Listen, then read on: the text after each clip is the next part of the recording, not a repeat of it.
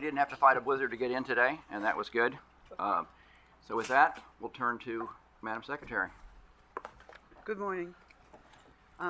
Welcome to the February 2025 open meeting of the Federal Energy Regulatory Commission.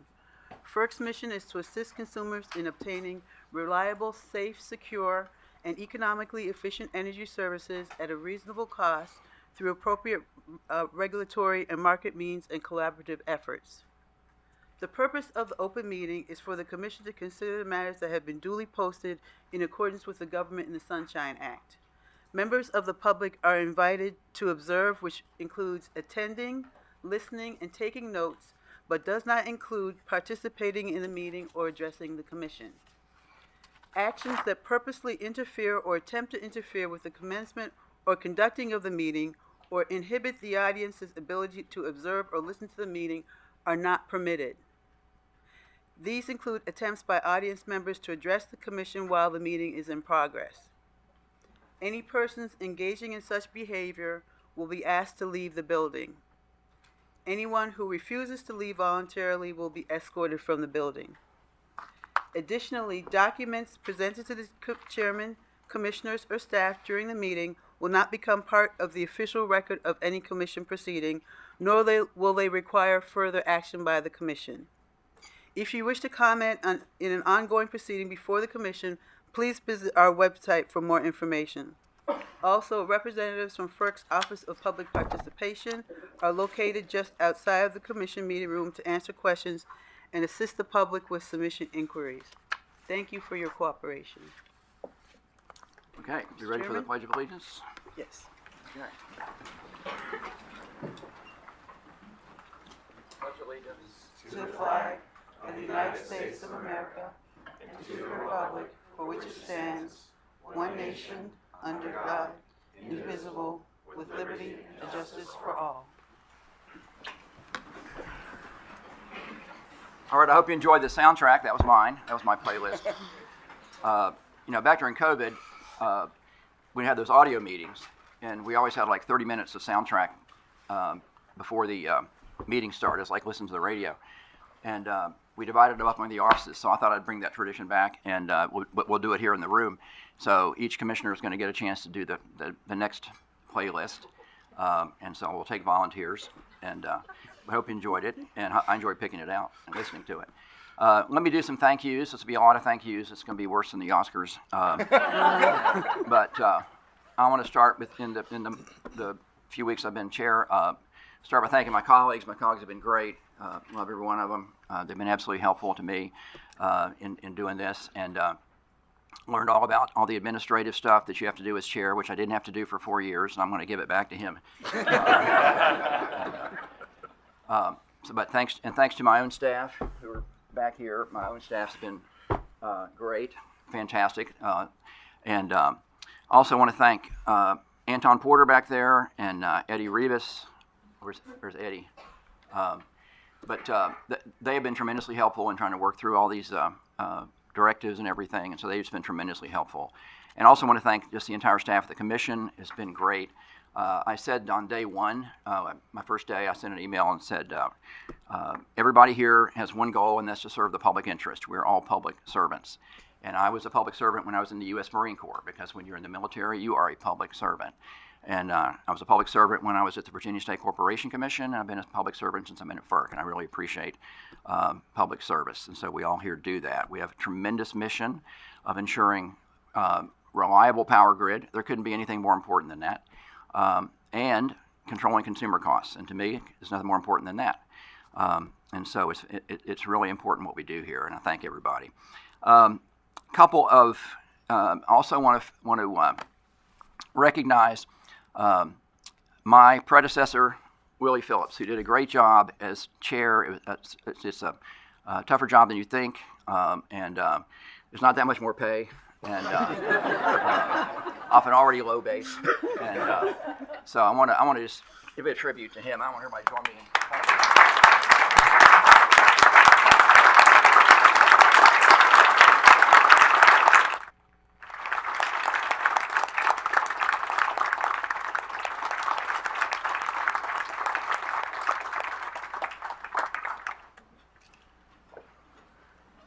All right, I've got a couple of announcements before I get to the items.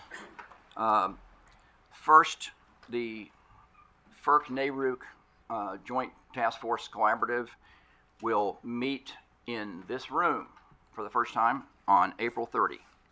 April 30, FERC NARUC Collaborative meeting in this room. Second announcement, we're going to have a technical conference also in this room on June 4 and 5. And it's going to be on meeting the challenge of resource adequacy in RTOs and ISOs. We all know we have a tremendous challenge facing this country, and we're going to start with the RTOs because they cover about 3/4 of the load in this country. There are a lot of issues and a lot of challenges in how we keep the lights on, how we keep the power on in our RTOs. No secret, there's been a lot of controversy over, for example, the PJM capacity market in recent months. All these issues are on the table. We need to look at the entire challenge of meeting resource adequacy, which obviously is essential to reliability. And we're going to start with the RTOs, and we're going to do that across 2 days. We're going to do all the RTOs and ISOs. And so that will be on June 4 and 5, and it reflects the importance we put on reliability and really examining what's going on and how are we meeting this challenge. The challenges are huge. We know the demands are going up, load forecasts are going up, and how we build the generation, how we keep the generation is a matter that has to be, and how we do it at a price that people can afford is an issue we have to be on top of. And so that's the purpose of that technical conference on June 4 and 5. Turning to the items, and it's related to that issue of reliability. Item E1 today is a broad 206, Section 206 Federal Power Act, proceeding on the issue of co-location.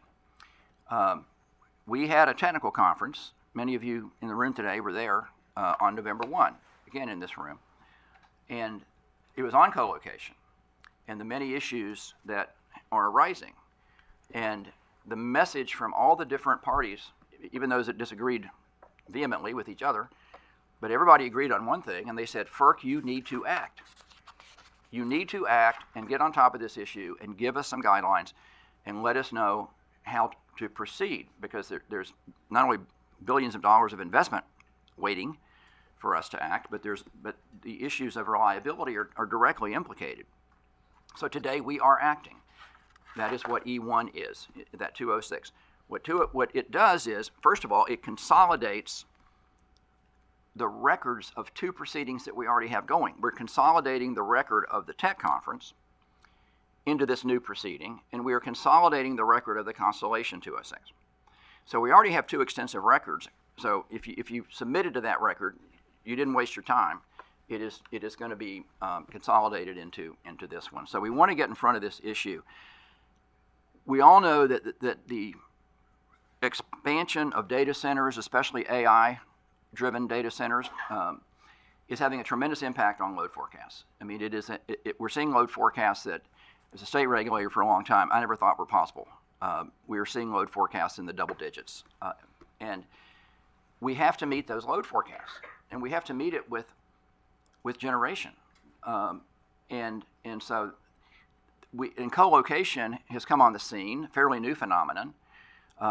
But co-location, when you're taking a generator and co-locating with a large load customer, like a data center, cluster of data centers, as we said in earlier proceedings, has tremendous implications not only for reliability, but for consumer costs. And so, as I said in an earlier concurrence in a proceeding we had a couple months ago, 3 months ago, we have to get these issues right. There are tremendous implications for reliability and consumers, and we have to we have to be fair. We have to be fair. We have to serve large load customers. There's no question. A key utility principle is serve all customers, large load, small load, but it has to be done in a way that's fair and without cost shift. So that's the purpose of this broad 206, and we're launching it today. There'll be a 30-day period for the first round of comment and a 30-day reply comment. So we want to act quickly. We want to move on it, and so we invite people to submit additional comment. If you've already submitted comment in the first 2, you probably don't want to say something contradictory, but but you'll have that chance. So with that, lawyers don't mind being contradictory. It's all billable, but anyway. I am one, so I can say that. But with that, we will move on to my colleagues, and we'll start with our former chair. Thank you, Chairman. First of all, good morning, everybody. Happy Black History Month as well. I want to thank you for your very kind words, and I want to take a moment just to recognize my colleague, Chairman Christie. He and I, we share a lot of the same priorities. Of course, he mentioned reliability, making sure that we account for affordability for our customers. We both agree that we need to build out infrastructure for this country, and so I look forward to working with him, continuing to work with Chairman Christie in a way that serves the public interest. On a similar note, I noticed we have David Mornoff at the table. Welcome back to the table as Acting General Counsel. Look forward to working with you as well. And that's also brings us to a bittersweet moment. Our former General Counsel, Matt Christensen, he is stepping down as General Counsel, and I think today is his last day. And I just want to say how much I appreciate and value his legal acumen and his ability to serve, counting Chairman Christie, 3 consecutive chairmen here at the Commission. He will be missed, and I wish him well. Turning to the items on today's agenda, I just want to speak briefly about items E1 and E8. As the chairman mentioned, these 2 orders continue the discussion that the Commission embarked on last year on data centers in general and on co-location arrangements in particular. I have a short concurrence on E8, connecting the dots between last year's Susquehanna order and the launch of today's 206 proceeding. This proceeding, as the chairman mentions, addresses holistically what the unanimous Commission determined to be gaps in PJM's existing tariff that must be taken up in order to accommodate co-location arrangements. As I've noted before, data centers, artificial intelligence, and other information-related technologies are transforming the world. A clear, bipartisan consensus has emerged that these are national interest resources with profound implications in both our national security and economic growth. I believe that this Commission, in cooperation with our federal, state, and local partners, should take all reasonable steps within our authority to support their development. I view today's order as a down payment on that very important national investment. That's all I have. Thank you, sir. Okay, we'll go to Commissioner Rosner. Well, good morning, and congratulations to my friend and colleague, Chairman Christie, on his appointment as chairman. In the decades that you've served the state of Virginia and our country, you've set the standard that all of us in public service aspire to. So I'm especially grateful for your leadership over this past month, guiding the Commission through a smooth transition. And I also want to reiterate my commitment to work collaboratively with all of my colleagues here to continue to fulfill the critically important mission entrusted to our Commission. And welcome back, David, and bittersweet goodbye to Matt Christensen. Thank you for your service. So with that, I also want to thank our incredibly hardworking staff for moving full speed ahead to deliver progress on key energy issues this month. Your dedication inspires me every day. And to that end, I'd also like to highlight some significant steps that the Commission is taking today to ensure that we have enough resources online to meet growing demand in a reliable and cost-effective manner. So on the first item today, E1, the Commission is acting unanimously to ensure the rules of the road are clear in PJM when large loads like data centers or manufacturing facilities seek to co-locate with existing or new generators. We've seen significant interest in co-location arrangements for projects that are looking to connect to the grid quickly. Co-location is one way to solve a piece of the puzzle to help America win the AI race, reshore industry, and meet our other demand priorities using all of our country's abundant energy resources. PJM alone is expecting 30 gigawatts of peak load to be added to the system over just the next 5 years. That is staggering. amidst this growth, it's clear we need to clarify how PJM's rules apply to co-location arrangements so that we can avoid uncertainty for project developers, utilities, regulators, and consumers. The Commission, as my colleagues have mentioned, have studied this issue extensively in several proceedings, and today is the time to act. Our order today will help ensure that PJM has rules to realize all potential benefits of co-locating load with generation while also protecting reliability and affordability for consumers. And I agree with the chairman that this commission needs to proceed with urgency given the importance of AI to our country, and that is why we're requiring PJM to respond within 1 month. That's it on E1. I also want to mention a recurring theme for me, which is interconnection queues. Given the discussion on co-location, growing energy demand, I also want to emphasize the importance of the 4 orders on today's agenda addressing compliance with the Commission's Order 2023 interconnection queue reforms. Implementing these reforms as soon as possible is essential to moving new projects through the queues at a faster pace to meet growing demand. And thanks again to Commission staff for their diligent efforts to move these forward, and I look forward to processing more of these filings in the very near future. A quick note on the reliability front. Winter storms in the east, cold weather throughout the country, and fires in the west have kept system operators and emergency responders very busy this winter. Thank you. I am pleased to say that the interstate energy system has held strong, and this is not an accident. This is the result of years of hard work by industry to prepare and respond to these events. And today I'm also pleased to vote out E10, which approves a new NERC standard for extreme temperature events. This will help ensure that grid operators anticipate and prepare for the extreme heat and cold weather events. And while we've had really good progress so far on the cold weather front, the job is not done. We have to keep our eye on the horizon. Both FERC and NERC have repeatedly acknowledged the risk that extreme weather events pose to grid reliability. And NERC at the end of last year had an interregional transfer capability study that found that the North American bulk electric system is vulnerable to extreme weather. And consistent with my view that we need more infrastructure of all types, that study, in NERC's words, pointed to the need for an additional 35 gigawatts of interregional transfer capability across the country to strengthen energy adequacy. I look forward to comments on that study and working with my colleagues here to make sure that we fulfill our duty, which is the most important one, which is to ensure a reliable grid for American consumers. And I also look forward to working with you, Mr. Chairman, on the Resource Adequacy Conference in June. With that, those are my remarks. Thank you for bearing with me. And back to you, Chairman. All right. Commissioner C. Well, congratulations as well to our new chairman, Chairman Christie.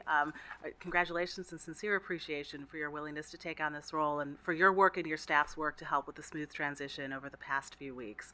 I'm very grateful for that and looking forward to continuing to work with you in this role. Thank you as well to our former chairman, Phillips. I really appreciated working with you over the past several months and your staff's leadership as well. Such a smooth transition to join this agency, and I have learned so much from both of you about the example of public service and the type of leaders that you both are. And I admire the way that both of you roll up your sleeves and get to work with people who have different perspectives, that we can collectively bring our best effort to problems that we agree are pressing and deserving of our full attention. So thank you for your leadership and for all that you have done for the agency. And thank you again to our new chairman for the work that you are doing and will continue to do in this role. In terms of other personnel changes, I also want to echo my gratefulness that we have David here who is serving in this role. I'm very grateful to continue working with you here. And I want to extend my appreciation as well to Matt Christensen, who is leaving. There are a lot of great lawyers in the world. I think it was very clear that both David and Matt, the first time I interacted with them, which I think was at a moot court grilling session preparing for a confirmation hearing, it was very clear that they are both a notch above the average significantly when it comes to incredibly sharp lawyers who take their job and their work very seriously. And I've been grateful for yours and for Matt's incredible analysis and advice over the past several months. So we wish Matt well, in particular as he is heading on to what is next for him. In terms of the agenda items, I'm also very happy to be able to have the chance to move forward on E1 today. I think it's an important step forward for the Commission as we are looking towards the opportunities and challenges of co-location issues as we deal with significant and unprecedented load growth, predominantly from AI and data centers and their key role that they play in our economy. As our chairman has said, I'm very grateful for the work that has already gone into these issues. We were listening closely. I really appreciated and learned a lot from the technical conference and from the comments that we received in that docket, as well as from the Constellation complaint docket. Really appreciate it, and we've learned so much from that, and really look forward to building on that in this new proceeding. We heard you. We all share and understand the urgency around this issue, the importance of this issue.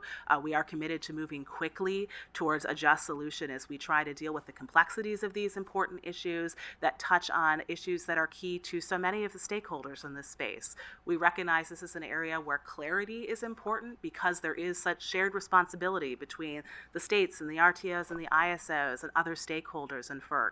We want to be able to do our job to help provide that clarity and work quickly in a complex area to have a just solution that upholds our critical goals of reliability and affordability and fair cost allocation. So I look forward to continuing to move forward here. I also want to thank our staff who has moved very quickly through those voluminous records that we have already and has helped move us forward in a significant way, and we hope to continue to see that work going. So thank you to so many who've worked on that. The last item is I just want to briefly highlight two other items on the agenda, E9 and E10, which are new NERC reliability standards that have to do with inverter-based resources and extreme weather. Our sincere thank you to NERC for their work throughout this and working with their stakeholders, and of course to our staff in the Office of Electric Reliability and otherwise helping us with these. I'm really happy and proud to have the ability to add our vote at the culmination of these important efforts. So with that, we'll hand it back. Okay, Mr. Chang. Thank you, Mr. Chairman. Good morning, everyone. And as we celebrate Black History Month, I'm happy Black History Month. I want to congratulate you as well. And it's really great. It's been great working with you, and I appreciate your service and your recognition of the important work of our staff here at FERC to provide to the American people. We're also fortunate to have you at the helm at this moment, and I very much look forward to working with you and your team to execute all of our mission, FERC's mission, on behalf of the public that we serve. And thank you, former chair. I really appreciate your leadership as well and had this opportunity to work together. Welcome to David. I very much look forward to continue to work with you as now our acting general counsel. I do want to say a few words about the polar vortex that's affecting many people across the country. I definitely hope for safety for everyone during this extreme weather events, but it seems like every winter we're having extreme weather events. I also want to thank the FERC staff, especially on the reliability side, just working tirelessly in monitoring and of course all the ISOs, RTOs, staff as well, monitoring and working hard to make sure that we get the updated conditions on the system as well as making sure that the grid is reliable. To that end, I also want to briefly address E10, as other commissioners have said here, where we approve a new transmission planning focused NERC reliability standard. This is new, but the issue is not new. In fact, one of my staff, Pearl, and I have been thinking and researching and working on sort of extreme weather events and how it might affect transmission planning. And so I'm very pleased to hear and to learn more about the new standard resulting from the Commission's action from Order 896, which recognized the threats to the bulk power system during multiple extreme cold and hot weather events since 2011. Our communities and our economy rely on the safe and reliable operation of the power system, as you hear about it today and repeatedly, to maintain the power system reliability is at the core of our mission. So I look forward to continue to work with NERC on the standard and other future standards to ensure that the system can be reliable through extreme temperatures in the future. And I know this is sort of an incremental step, but I think it's a step in the right direction, and it's extremely important, and it's something I care a lot about, to make sure that our system can reliably serve the people during these extreme and seems to be frequent events.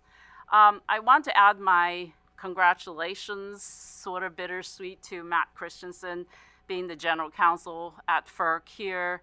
You know, I have to agree with Matt. He said this in some public events that I attended, that being the general counsel at FERC is the best and maybe the most interesting job for an energy lawyer, and maybe Dave, you will agree to this as well. Matt is definitely one of the best lawyers with whom I've worked with, and he's not only a good lawyer, but a savvy strategist and super kind and thoughtful human being. He's always also brought a sense of humor and optimism to the work we do here, and always has his sight on the long term. He speaks his mind. He clearly explains how he thinks about an issue and fairly presents any potential counterpoints, because he knows that that helps me as a commissioner to make my own decisions.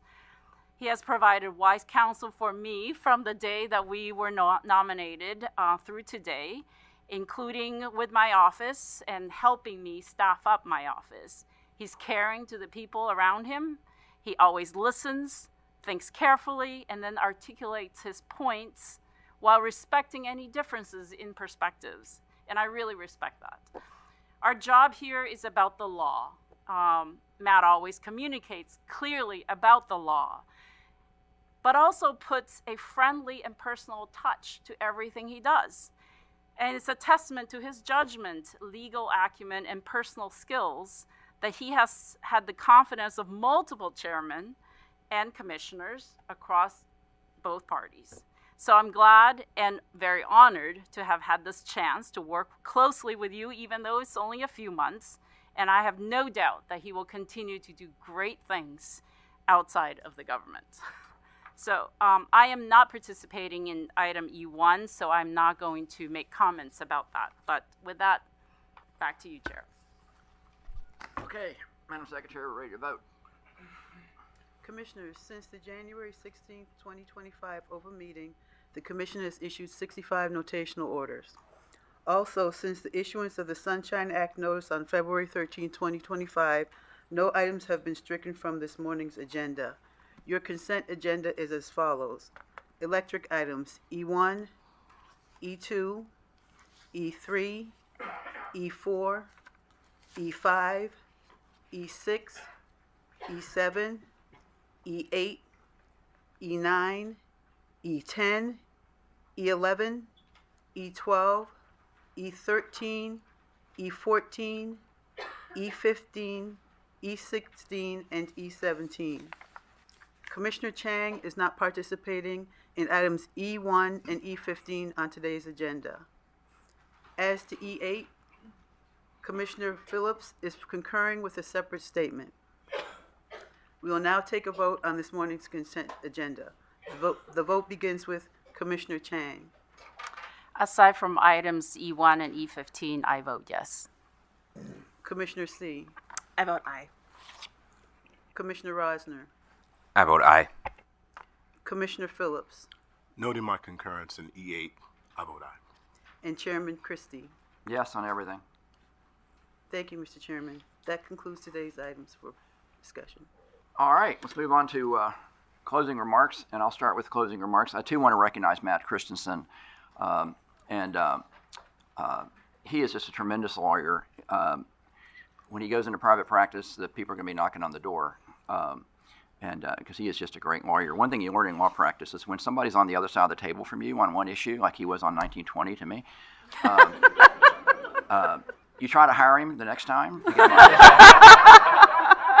So I asked him to take the lead on E1, and when you read E1, you will see his the unmistakable characteristics of a Matt Christensen writing. It's very well written, very persuasive, and very comprehensive. And so thank you.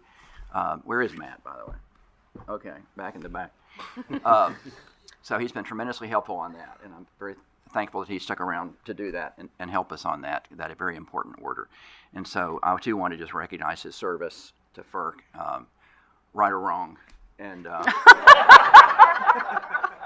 and thank you for all the mostly right. One exception. But I want to thank you so much for that. All right, and with that, let's move on down the line to Mr. Chairman. I've been waiting 2 years to do this. Yeah, that's my blackjack hand. Don't hit. Okay, Commissioner Rosner. Well, Commissioner Phillips, I just want to say I admire your leadership.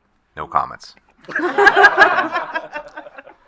Commissioner C. Nothing further. Okay, Commissioner Chang. Nothing. All right, that's all, folks.